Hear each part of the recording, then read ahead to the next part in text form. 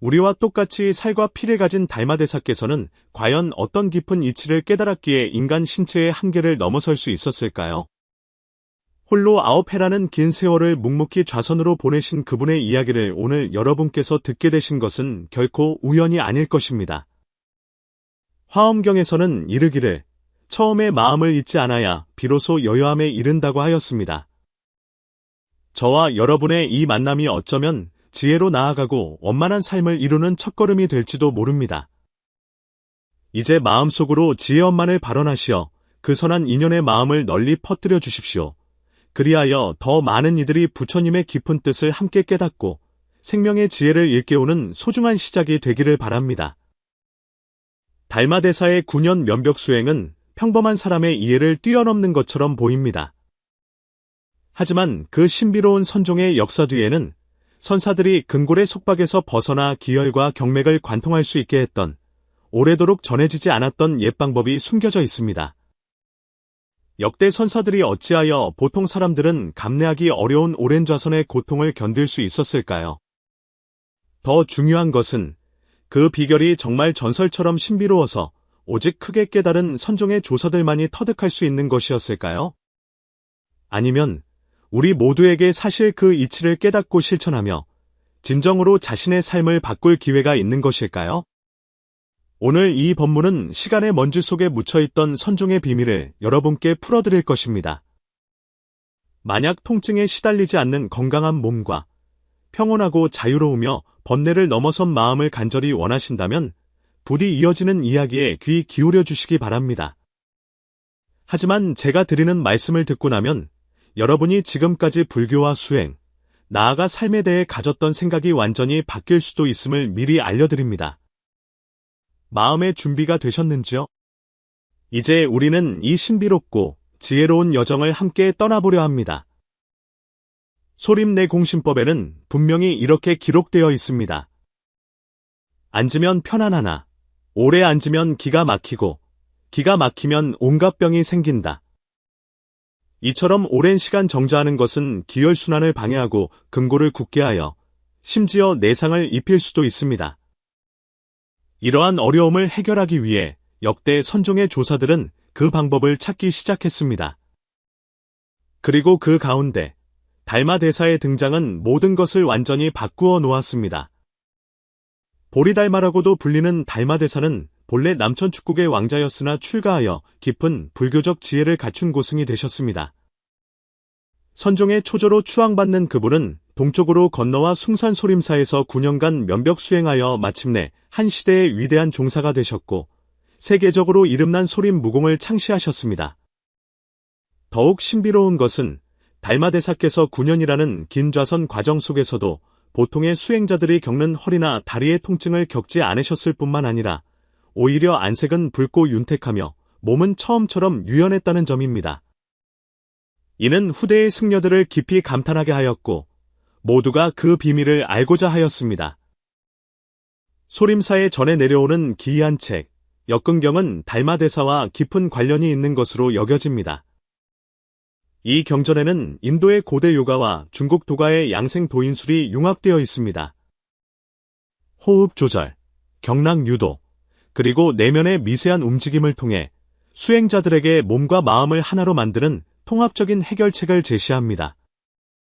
사실 불교와 도가의 양생법 사이에는 본래 말로 설명하기 어려운 깊은 공감이 있습니다. 장자는 그에 져서 가기 편해서 숨을 내쉬고 들이쉬며 낡은 기운을 뱉고 새로운 기운을 받아들이는 것은 장수를 위한 방편일 뿐이라고 하였습니다. 이 간결한 문장은 불교선 수행의 깊은 이치와 맞닿아 있습니다. 인도의 요가든 중국의 도인술이든 모두 몸과 마음의 합의를 강조하며 호흡의 조절과 의식의 집중이 서로 얽혀 깊은 차원의 각성 상태를 만들어냅니다. 이러한 각성 상태에서 수행자는 몸의 불편함을 해소할 수 있을 뿐만 아니라 의식의 경지를 높여 진정으로 움직임 속에서 고요함을 찾고 고요함 속에서 움직임을 아는 경지에 이르게 됩니다. 이제 우리가 마주한 문제는 달마대사께서 과연 어떻게 이 오래고 깊은 지혜들을 실천 가능한 좌선 방법으로 융합하셨는가 하는 점입니다. 어찌하여 그분의 지혜는 9년이라는 고된 정좌 속에서 그를 쇠약하게 만들기는커녕 오히려 더 강건하게 만들었을까요? 이처럼 모순되어 보이는 문제들이 바로 우리가 다음 장에서 깊이 탐구할 핵심입니다. 이제 인내심을 갖고 선종 역사상 가장 신비로운 진실의 베일을 한 겹씩 벗겨내 보도록 하겠습니다. 달마대사께서 9년간 면벽하면서도 허리와 다리가 굳지 않았던 비밀을 진정으로 밝히기 위해서는 먼저 시간을 거슬러 고대 인도 불교의 발원지로 돌아가야 합니다. 2500년 전 부처님께서는 보리수 아래에서 49일 동안 좌선하시고 마침내 금강자에서 우주의 진리를 깨달으셨습니다. 그러나 부처님의 깨달음 이야기는 단순히 정신적 경지의 각성만을 의미하지 않으며 그 이면에는 몸과 마음이 서로 융합하는 깊은 천리가 숨어 있습니다. 대념처경에서 부처님께서는 제자들에게 이렇게 가르치셨습니다. 몸을 바르게 하고 단정히 앉아 몸을 몸 그대로 관하고 느낌을 느낌 그대로 관하며 마음을 마음 그대로 법을 법 그대로 관하라. 간단히 말해 부처님의 가르침은 좌선이 단순히 몸을 움직이지 않는 것이 아니라 마음과 몸 사이의 미묘한 균형을 이루는 예술임을 알려줍니다. 하지만 여기서 의문이 생깁니다. 왜 부처님의 경전에서는 오랜 시간 좌선할 때의 고통에 대처하는 방법을 먼저 언급하지 않았을까요? 사실 부처님 시대의 선수행 방식은 몸과 마음의 조화와 자연스러움을 더 중시했습니다. 그러나 불교가 점차 중국으로 전파되면서 정자 명상이 선종의 주요 수행 방법이 되었습니다. 이 수행 방식은 단순해 보이지만 많은 생리적인 어려움을 가져왔습니다. 선종의 초조이신 달마대사에 관한 민간 전설은 무수히 많습니다. 서역에서 바다를 건너 중원에 오셔서 소림사에서 9년간 면벽하셨지만 허리가 아프거나 다리가 저리는 고통이 없었다고 전해집니다. 역대 선사들 또한 오랫동안 움직이지 않고 앉아있을 수 있었고 심지어 두 다리가 끊어질 때까지 좌선한 고행승도 있었습니다. 왜 그들은 보통 사람이 견디기 힘든 오랜 좌선의 고통을 감내할 수 있었을까요? 달마대사께서는 분명 세상에 알려지지 않은 좌선의 비결을 터득하셨을 것입니다. 그 비결은 과연 신통력 때문일까요? 아니면 누구나 배울 수 있는 선종의 좌선 신법에 감추어져 있는 것일까요? 달마대사의 본명은 보리달마로 남천축국 사람이었습니다. 출가 후 멀리 바다를 건너 중국에 와서 숭산소림사에서 9년간 면벽 수행을 하셨습니다. 전설에 따르면 달마대사께서는 면벽 수행을 할 때 두 눈으로 동굴벽의 한 점을 응시하며 몸을 조금도 움직이지 않으셨다고 합니다. 오랜 세월이 지나자 벽에 그의 시선으로 인해 두 개의 오목한 자국이 생겼다고 전해집니다. 이 기나긴 수행 과정 속에서 달마대사께서는 심성을 연마하셨을 뿐만 아니라 그의 좌선법 또한 완성되어 훗날 선종의 중요한 수행 방법이 되었습니다. 좌선은 선종 수행의 근본 법문으로서 단순해 보이지만 그 안에는 깊은 이치가 숨어 있습니다. 소림내공신법에는 앉으면 편안하나 오래 앉으면 기가 막히고 기가 막히면 온갖 병이 생긴다고 기록되어 있습니다. 이는 보통 사람이 장시간 정자할 때 겪는 폐단, 즉 기혈이 통하지 않아 근골이 뻣뻣해지고 심지어 질병을 유발하는 문제를 지적한 것입니다. 달마대사께서는 어찌하여 9년간 면벽하면서도 이러한 고통을 겪지 않으셨을까요? 그 이면에는 선종의 조사들이 대대로 전해온 좌선 공부의 비결이 숨겨져 있습니다. 석가모니 부처님 시대에도 승단에는 이미 좌선에 대한 상세한 규범이 있었습니다. 부처님께서는 염처경에서 제자들에게 비구들이여 여기 한 비구가 숲으로 가거나 나무 아래로 가거나 한적한 곳으로 가서 가부좌를 틀고 몸을 바르게 세우고 마음을 앞에 두어라라고 지도하셨습니다. 이 경문은 정자의 기본 자세와 환경 선택에 대해 상세히 설명하고 있지만 오랜 좌선이 가져오는 신체적 불편함에 대처하는 방법은 언급하지 않았습니다. 이 문제가 바로 달마대사께서 해결하신 부분입니다. 소림사에 전해지는 역근경은 달마대사와 관련이 있는 것으로 여겨지며 그 안에는 독특한 양생의 지혜가 담겨 있습니다. 역대 고승들은 종종 이 방법들을 인용하여 오랜 좌선의 고통을 완화했습니다. 당나라의 해능 선사께서는 일찍이 좌선은 형상에 앉는 것이 아니라 마음에 앉는 것이다. 형상에 오래 앉으면 반드시 내상이 있다고 말씀하셨습니다.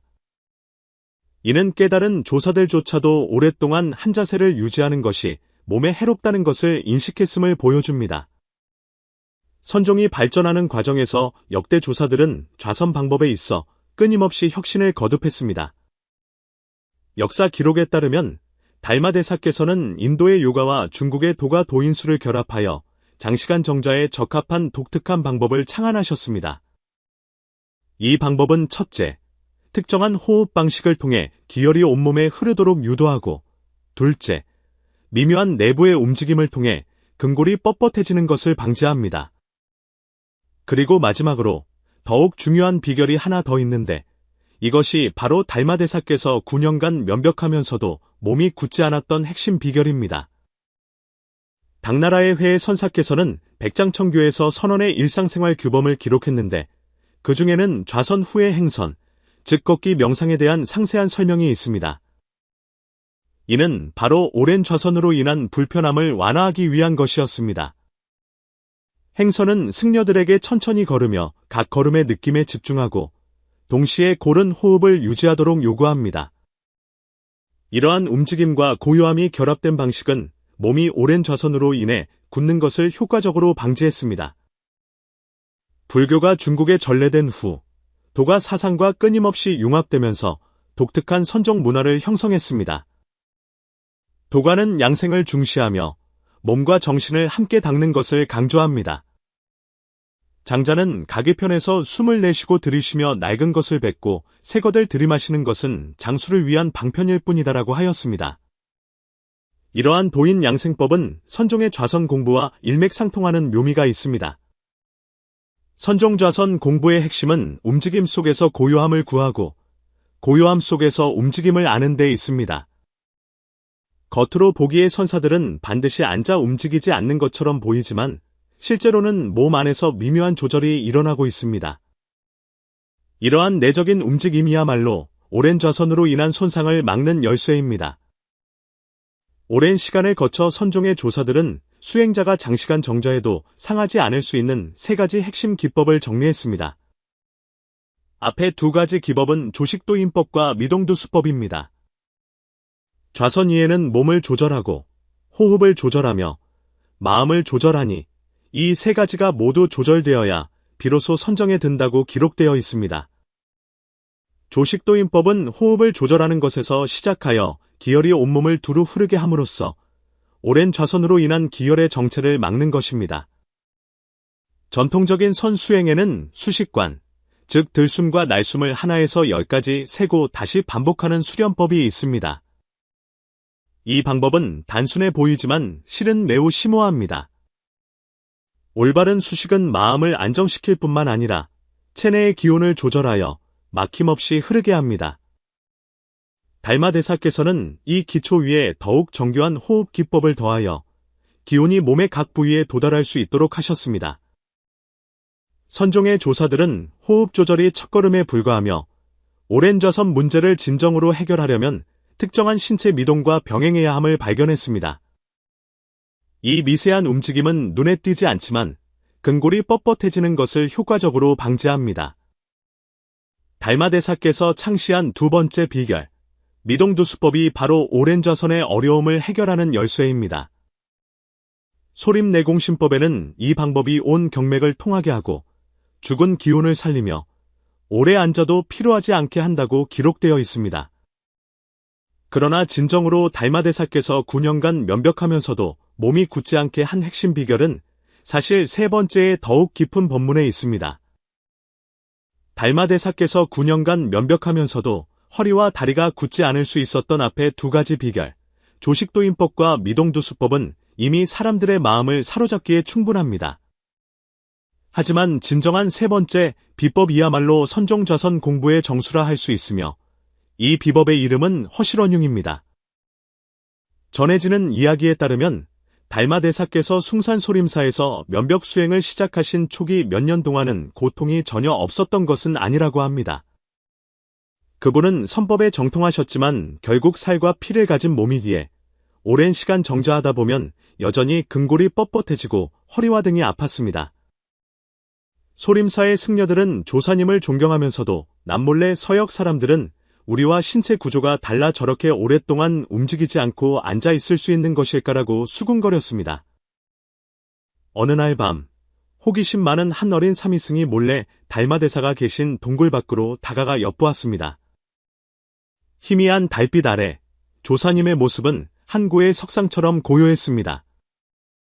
그런데 갑자기 사미승은 달마대사의 몸이 봄바람에 흔들리는 버드나무처럼 부드럽게 미세하게 흔들리는 것을 보고 깜짝 놀랐습니다. 그는 눈을 비비고 다시 자세히 살펴보았지만 분명 그러했습니다. 그 후 며칠 동안 잠 못 이루던 사미승은 마침내 스승이신 해가 선사께 자신이 본 것을 아뢰었습니다. 해가 선사께서는 이야기를 듣고 담담히 미소 지으시며 말씀하셨습니다.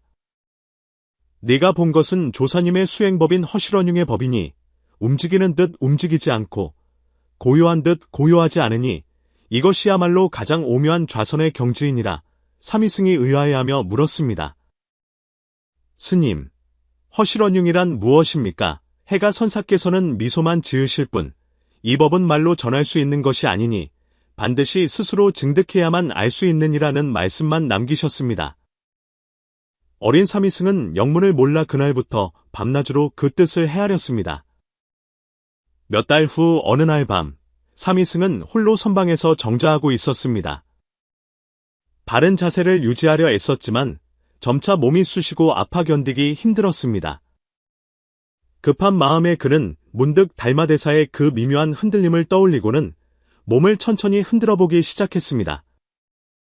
처음에는 가볍게 몇 번 흔들었을 뿐인데 신기하게도 잠시 후 쑤시고 저리던 통증이 점차 완화되는 것이었습니다. 그는 눈을 감고 호흡을 고르니 몸이 마치 물 위의 배처럼 파도에 따라 가볍게 흔들리는 듯했고 점차 전례 없는 편안함과 안정감을 느끼게 되었습니다. 그는 크게 기뻐하며 자신이 이미 깨달음을 얻었다고 생각했습니다. 하지만 며칠 후 해가 선사께서는 대중 앞에서 그에게 간곡히 타이르셨습니다. 움직임 속에서 고요함을 얻는 것은 물론 묘하지만 만약 움직임이라는 상에 떨어지면 여전히 참된 가르침을 얻지 못한 것이니라. 조사님의 흔들림은 일부러 하신 것이 아니라 몸과 마음이 하나가 되어 자연의 순리에 따른 것이니 마치 물고기가 물에서 헤엄치고 새가 하늘을 날듯 스스로 느끼지 못하는 사이에 자연스럽게 움직이는 것이니라. 사미승은 그 말씀을 듣고 무언가 깨달은 바가 있었습니다. 그는 다시 정자하여 일부러 몸을 흔들지 않고 오직 호흡에만 정신을 집중했습니다. 점차 선정에 들자 몸에서 자연스럽게 마치 봄누에가 실을 뽑아내듯 섬세하고 부드러운 있는 듯 없는 듯한 아주 미묘한 율동이 일어났습니다. 마침내 그는 허실원융의 오묘함을 몸소 체험하게 되었습니다. 진정한 좌선의 비결은 의도적인 움직임이나 고요함에 있는 것이 아니라 오로지 내면과 신체의 자연스러운 상태에 완전히 순응하는 데 있음을 깨달은 것입니다. 이른바 자연무의라야 비로소 오묘함에 들어갈 수 있는 것이었습니다. 이 소식은 점차 절 안에 퍼져나갔고 해가 선사께서도 사미승이 마침내 깨달음을 얻은 것을 보고 남몰래 기뻐하셨습니다. 그러나 얼마 지나지 않아 사미승은 이 세 번째 비결이 겉으로 보이는 것만큼 간단하지 않다는 것을 깨닫게 되었습니다. 어느 날 밤, 사미승은 다시 달마대사를 관찰했는데 달빛 아래 조사님은 마치 돌 조각상처럼 미동도 없으셨고 이전의 미세한 흔들림조차 전혀 없이 그 자리에 완전히 고정되어 있었으며 호흡은 있는 듯 없는 듯 했습니다. 그때서야 그는 이른바 움직임이라는 것이 실은 겉으로 드러나는 현상일 뿐임을 깨달았습니다. 하루는 사미승이 다시 해가 선사께 여쭈었습니다. 스님, 어젯밤 조사님께서는 왜 미동도 없으셨습니까? 제가 이전에 깨달은 것이 또 틀린 것입니까? 해가 선사께서는 크게 웃으시며 말씀하셨습니다. 허실원융은 움직임도 아니고 고요함도 아니다. 마음이 허공과 같으면 몸은 자연을 따르니 움직임과 움직이지 않음은 모두 허와 실 사이의 일일 뿐이다. 조사님의 진정한 선정은 이미 형체의 한계를 넘어섰으니 겉모습이 고요하든 율동하든 그것은 단지 겉으로 드러나는 모습일 뿐이니라. 마음이 허공과 같아 인연따라 자유로우니 어찌 움직임과 고요함의 구별이 있겠느냐. 삼위승은 그제야 번뇌에서 깨어나 마침내 달마대사의 진정한 선종 비결을 완전히 이해하게 되었습니다. 마음이 고요하고 청정하면 집착을 넘어서게 되니 몸의 겉모습이 움직이든 고요하든 도에서 벗어나지 않고 자연의 이치에 어긋나지 않아 기혈은 원활하게 통하고 근골은 자연스럽게 이완되어 아무리 오래 앉아 있어도 굳어지는 고통이 없는 것이었습니다. 훗날 이 삼위승은 소림사의 고승으로 성장하여 스스로 이 법을 수행했을 뿐만 아니라 널리 가르쳤습니다. 그 후 선종의 제자들은 참선하는 틈틈이 허실원융의 이치를 체득하여 모두 큰 이익을 얻었습니다. 선종에는 좌선은 몸으로 앉는 것이 아니라 마음으로 앉는 것이다. 마음이 안정되면 몸이 편안하고 몸이 편안하면 기가 원활하며 기가 원활하면 온갖 병이 침범하지 못한다는 말이 널리 전해집니다.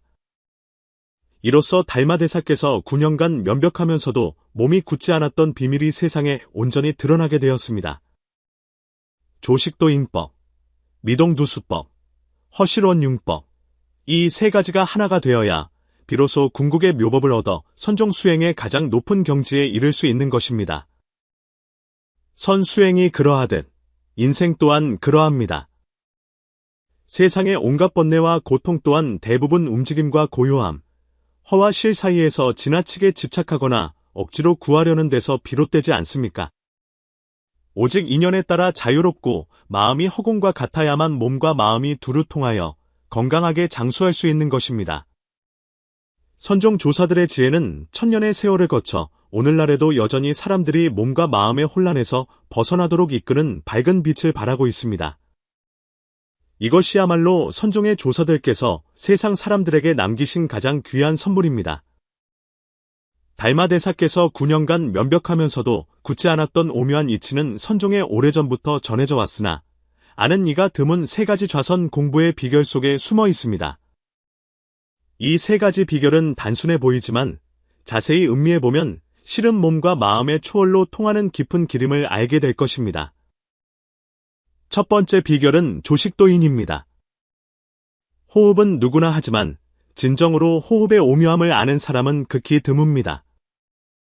안반수의경에서는 처음에는 숨을 셈에 있어 마음이 숨을 따라 머문다고 하였습니다. 선종은 부처님께서 전하신 수식법을 계승하여 호흡에 있어 정교한 혁신을 이루었습니다. 선종의 수식은 단순히 숫자를 세는 것이 아니라 깊은 알아차림과 몸과 마음의 융합입니다. 그렇다면 이 조식도인을 어떻게 이해해야 할까요?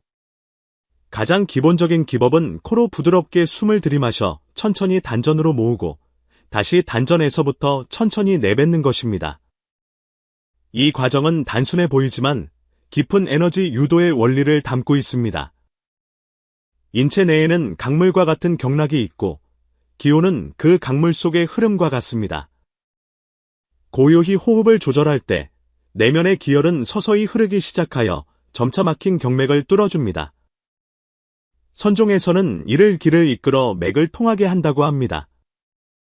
옛 서적에서 이르기를 숨이 통하면 맥이 살고 맥이 살면 몸이 가벼워진다고 한 것과 같습니다.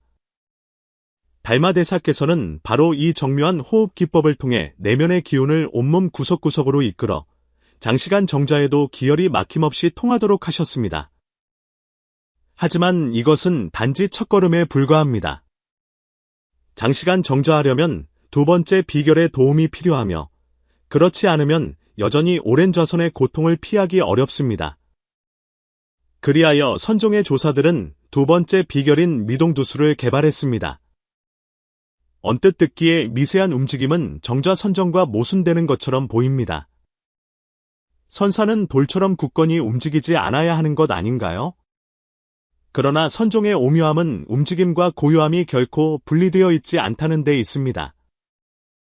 선종의 경전인 좌선이에는 밖은 움직이지 않으나 안은 움직이고 안은 움직이나 밖에서는 알아채지 못한다는 구절이 있습니다. 무슨 뜻일까요?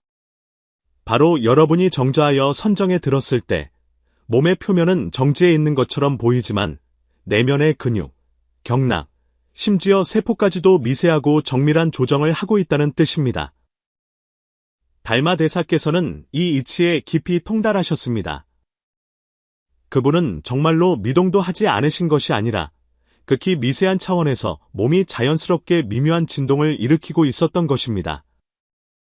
이 미세한 움직임은 육안으로는 알아채기 어렵지만 근골의 뻣뻣함과 통증을 크게 완화시켜줍니다. 나무는 고요히 서 있지만 나뭇잎은 미풍에 부드럽게 흔들리며 생기가 넘치는 모습을 상상해 보십시오.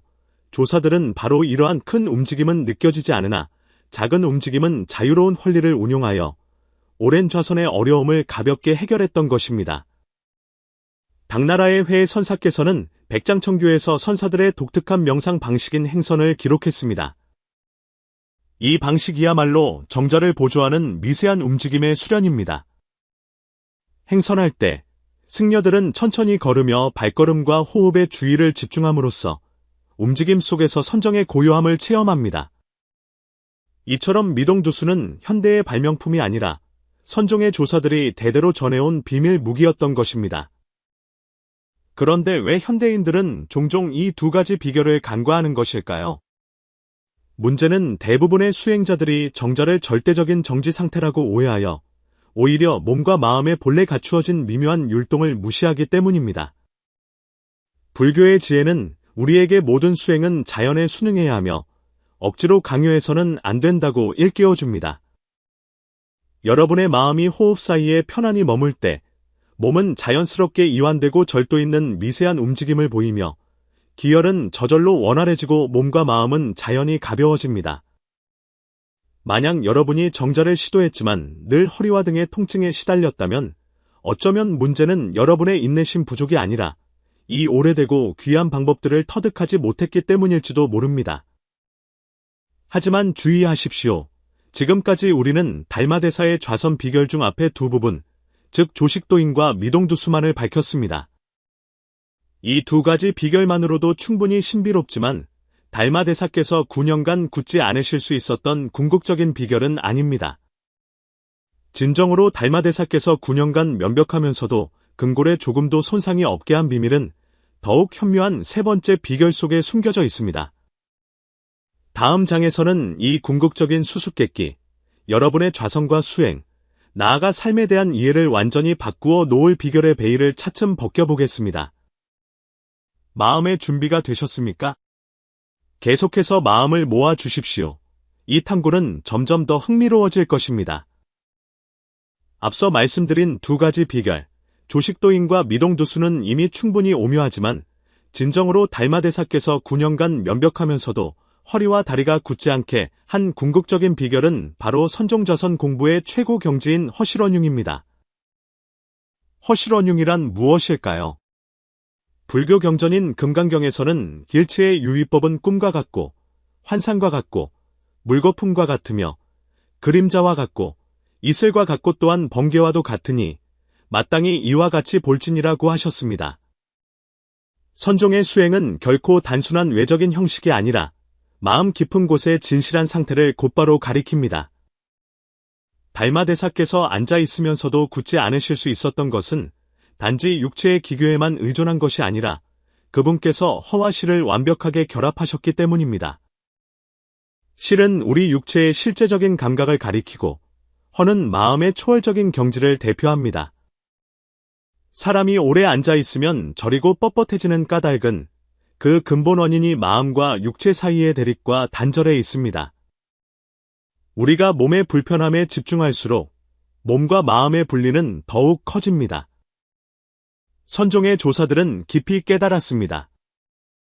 여러분이 주의를 즉 육체에 지나치게 집중하면 몸의 고통은 더욱 뚜렷해지고 즉 마음에 지나치게 집중하면 또 육체의 필요를 소홀히 하여 손상을 입기 쉽다는 것을 말입니다.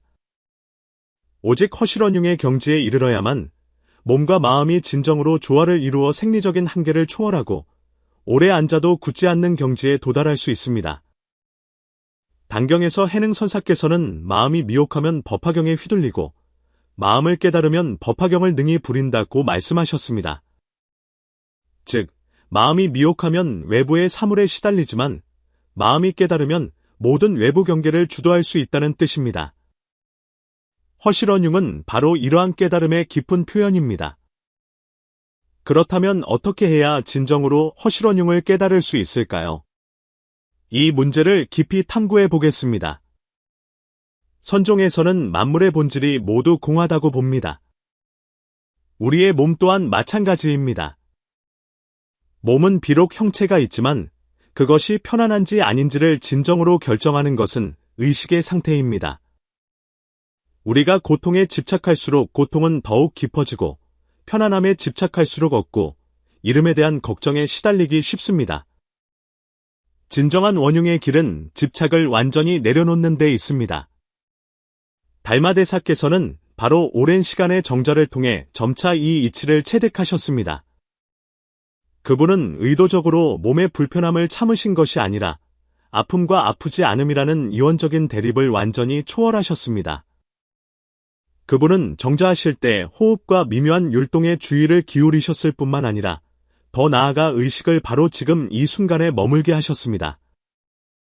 편안함을 추구하지도 고통을 피하지도 않고 몸이 지금 이 순간 느끼는 모든 감각을 완전히 받아들이셨습니다. 마음이 진정으로 이러한 수용과 알아차림의 상태에 도달할 때 몸의 고통은 자연스럽게 사라집니다. 이것이 바로 허실언융의 정수입니다. 여러분이 몸과 싸우는 것이 아니라 그것과 조화롭게 공존하는 것입니다. 이는 마치 강물이 흐르듯 자연에 순응하면 물이 흐르는 곳에 자연히 길이 생기는 것과 같습니다. 허실언융의 수행에는 3단계가 필요합니다. 첫 번째 단계는 달아차리고 받아들이기입니다. 통증이나 불편함을 느낄 때 피하거나 억지로 참는 것이 아니라 호기심 어리고 부드러운 마음으로 그것의 존재를 알아차리는 것입니다. 두 번째 단계는 평등한 마음입니다. 알아차림이 점차 깊어지면 몸의 불편함이 마치 구름처럼 왔다가 사라지는 것일 뿐 그것이 여러분의 진정한 본질이 아님을 발견하게 됩니다. 이때 여러분은 더 이상 그것이 나타나거나 사라지는 것에 불안해하지 않고 마음은 점차 평온해집니다. 세 번째 단계는 몸과 마음이 하나 되기입니다. 진정한 원흉의 상태에 도달하면 마음과 몸은 더 이상 두 개의 독립된 존재가 아니라 하나로 융합됩니다. 이 상태에서는 고통과 편안함, 움직임과 고요함의 경계가 흐려지기 시작합니다. 여러분은 하나의 온전한 알아차림의 상태가 되어 생리적인 한계에서 완전히 벗어나게 됩니다.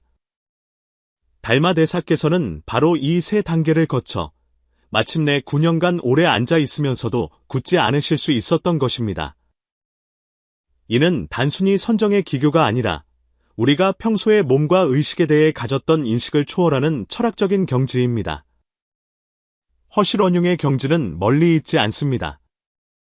사실 누구나 체험하고 실천할 수 있습니다. 여러분이 집착을 내려놓기 시작하고 마음으로 몸과 의식 사이의 미묘한 상호작용을 살피기 시작한다면 이미 조사들의 지혜의 길에 들어선 것입니다.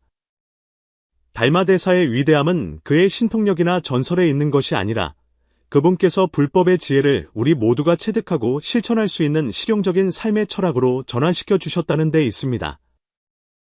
여기까지 듣고 나니 일상생활에서 이 허실언융의 지혜를 어떻게 실제로 적용할 수 있을까 하고 궁금해하실 수도 있습니다.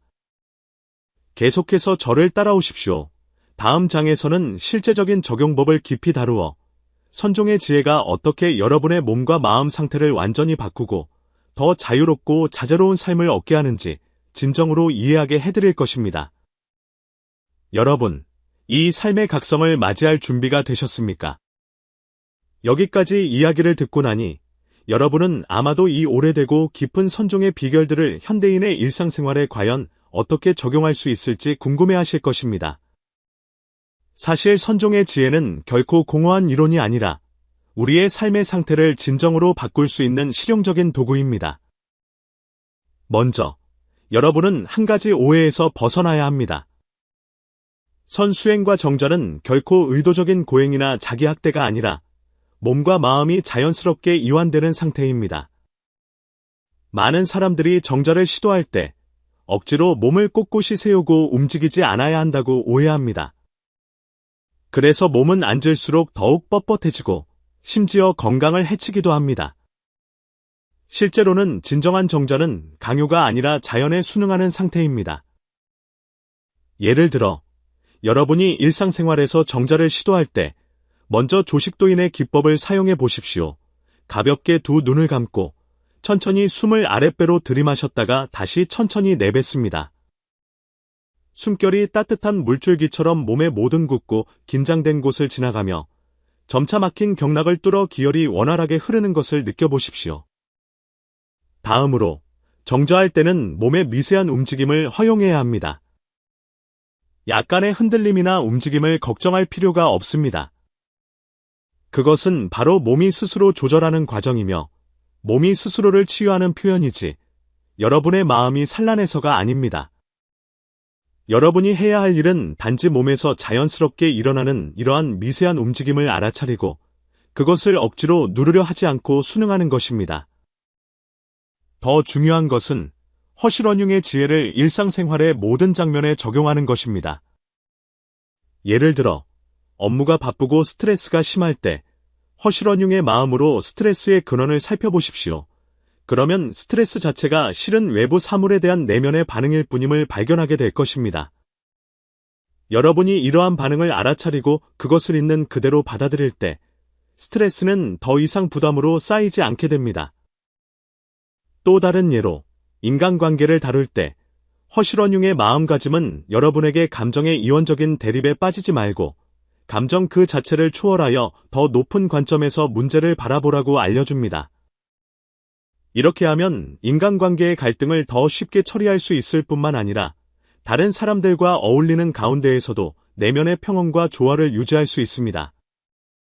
마지막으로 가장 실제적인 조언은 매일 10분의 시간을 내어 조용한 곳을 찾아 조식도인과 미동두수의 방법으로 잠시 정자한 후 허쉬러닝의 상태에 들어가 보려고 노력하는 것입니다. 꾸준히 하다 보면 여러분 자신의 몸과 마음 상태에 기묘한 변화가 일어나는 것을 발견하게 될 것입니다. 몸은 더 이상 쉽게 뻣뻣해지지 않고 수면의 질은 개선되며 마음 또한 더욱 즐겁고 평온해질 것입니다. 기억하십시오. 선종 지혜의 가장 큰 매력은 이론의 심오함에 있는 것이 아니라 그것의 단순함과 실천 가능성에 있습니다. 여러분이 조금이라도 시도해 보려는 마음만 낸다면 달마대사께서 전해주신 지혜는 진정으로 여러분의 삶을 바꿀 수 있습니다. 여러분, 지금 바로 시작해 보시겠습니까? 다음 장에서는 이 탐구의 여정에 원만한 마침표를 찍고 여러분에게 깊이 생각해 볼 만한 몇 가지 질문을 남겨드리겠습니다. 계속해서 마음을 모아 주십시오. 여러분은 삶의 각성에서 단 한 걸음 거리에 있습니다. 여러분이 달마대사께서 남기신 이 선종의 비결을 진정으로 깨닫게 될 때 아마도 문득 깨닫게 될 것입니다. 우리 삶의 대부분의 고통과 번뇌는 실은 내면의 대립과 집착에서 비롯된다는 것을 말입니다. 달마대사님의 지혜는 우리에게 어떻게 좌선하는지를 가르쳐 줄 뿐만 아니라 더 나아가 삶과 조화롭게 살아가는 방식을 제공합니다. 허쉬러닝은 몸과 의식의 결합인 동시에 여러분과 온 세상의 화해입니다. 기억하십시오. 좌선은 몸으로 앉는 것이 아니라 마음으로 앉는 것입니다. 여러분의 마음이 안정될 때 여러분의 세상 또한 그에 따라 변할 것입니다. 삶 속에서 여러분 또한 종종 사물에 대한 집착에 빠져 있지는 않으신가요? 여러분이 추구하는 것이 오히려 여러분을 올가매는 족쇄가 된 적이 많지 않았습니까? 어쩌면 오늘 여러분은 그 해답을 찾았을지도 모릅니다. 반야심경의 한 구절에 마음에 걸림이 없고 걸림이 없으므로 두려움이 없어서 뒤바뀐 헛된 생각을 멀리 떠나 완전한 열반에 들어가니라는 말씀이 있습니다. 여러분 또한 이 자유롭고 속박 없는 지혜를 체험하여 진정으로 자제롭고 원만한 삶을 누리시기를 바랍니다. 이제 여러분의 깨달음이나 마음속에 품고 있는 질문을 나누어 주시어 우리 함께 생명의 지혜의 오묘함을 탐구해 나가기를 청합니다. 그리고 이 귀한 지혜를 여러분 주위에 인연 있는 분들에게 전하는 것을 잊지 말아 주십시오. 우리의 오늘 여정은 잠시 멈추지만 여러분 마음속의 탐구는 이제 막 시작되었습니다. 삶에는 과연 또 어떤 가능성이 있을까요? 그 해답은 여러분의 다음 정자 속에 있으며 여러분이 직접 발견하기를 기다리고 있습니다.